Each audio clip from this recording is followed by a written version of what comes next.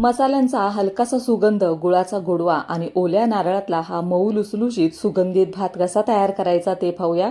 नारळी पौर्णिमा जवळ आलेली आहे, त्यानिमित्तानं आज आपण हा मोकळा सुटसुटीत नारळी भात बनवणार आहे. ज्यांना जमत नाही ना ते सुद्धा अगदी सहज तयार करतील एवढ्या सोप्या पद्धतीनं मी तो तुम्हाला दाखवलेला आहे. चला तर अजिबात वेळ न घालवता पटकन हा नारळी भात कसा तयार करायचा ते बघूया. तर सगळ्यात अगोदर ह्या वाटीनं एक वाटीभर हा बासमती तांदूळ जवळजवळ अर्ध्या तासापूर्वी मी हा भिजत ठेवला होता. तांदूळ पण चांगले भिजलेले आहेत. लगेचच आपण ह्याचा भात तयार करायला घेऊया. आता ह्या तांदळाऐवजी तुम्ही दुसरा कोणताही इथं तांदूळ वापरलात ना तरी सुद्धा चालेल. तर हा भात आहे तो मी कुकरमध्ये घालणार आहे. तुम्ही कढईमध्ये किंवा टोपामध्ये सुद्धा हा तयार करू शकता. तर मी इथे 1 चमचाभर तूप घेतलेलं आहे. तुपाचं थोडंसं प्रमाण तुम्ही तुमच्या आवडीप्रमाणे कमी जास्त करून घ्या. आता ह्याच्यामध्ये साबूत खडा मसाला मी इथं टाकलेला आहे. त्याच्यामध्ये 1 इंच दालचिनी आहे, 2 लवंग, 2 हिरव्या वेलच्या आणि 2 मिरं वापरलेला आहे. फक्त एवढा साबूत खडे मसाला आपण इथं टाकलेला आहे. आता मसाला चांगला परतलेला आहे. त्याच्यामध्ये जो भिजवलेला तांदूळ आहे ना तो घालून फक्त अर्ध्या मिनिटासाठी हा तांदूळ ह्या मसाल्यांमध्ये आणि तुपामध्ये चांगला परतून घेऊया. असं केलं ना की छान असा मोकळा सुटसुटीत तुमचा भात आहे तो तयार होतो. आता ह्याच्यामध्ये ज्या वाटीनं आपण तांदूळ मोजून घेतले होते ना त्याच वाटीनं आपण इथं नारळाचं दूध घेणार आहे.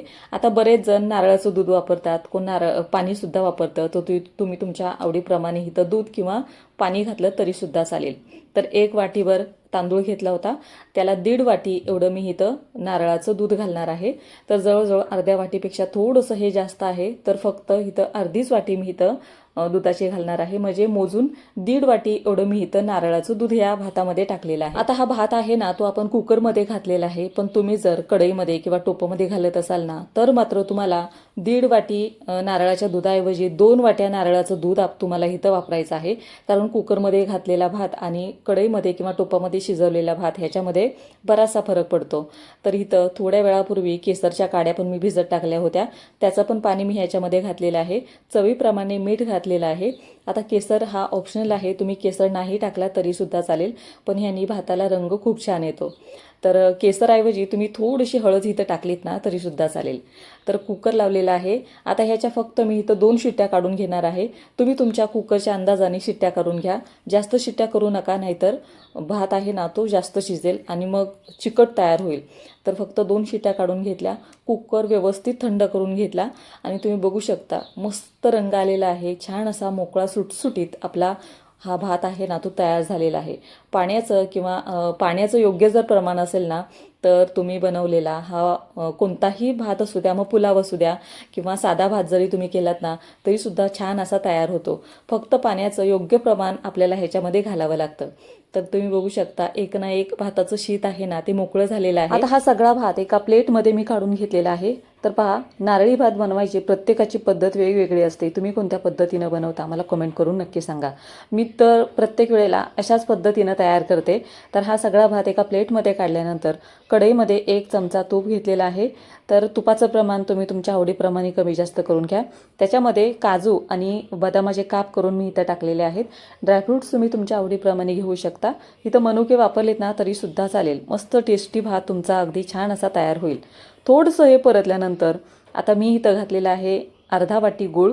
तर ज्या वाटीनं आपण तांदूळ मोजून घेतले होते ना त्याच वाटीनं अर्धा वाटी मी इथं गूळ घेतलेला आहे.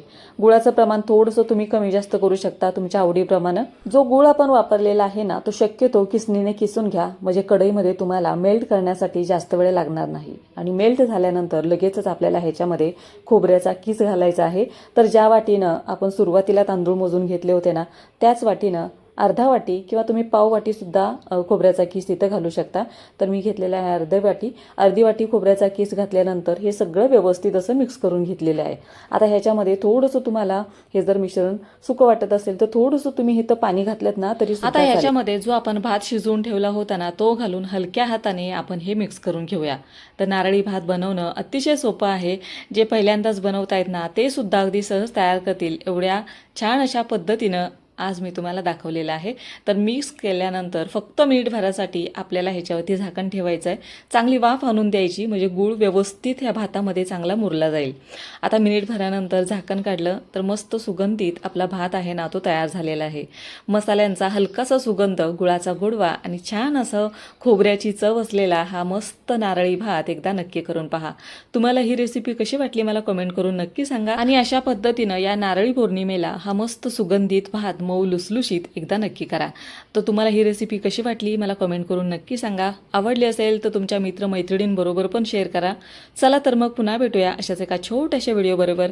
तोपर्यंत खात राहा, मस्त राहा आणि अजून तुम्ही संगीता's कुकिंग कॉर्नर या तुमच्या चॅनलला सबस्क्राईब केलं नसेल तर नक्कीच करा.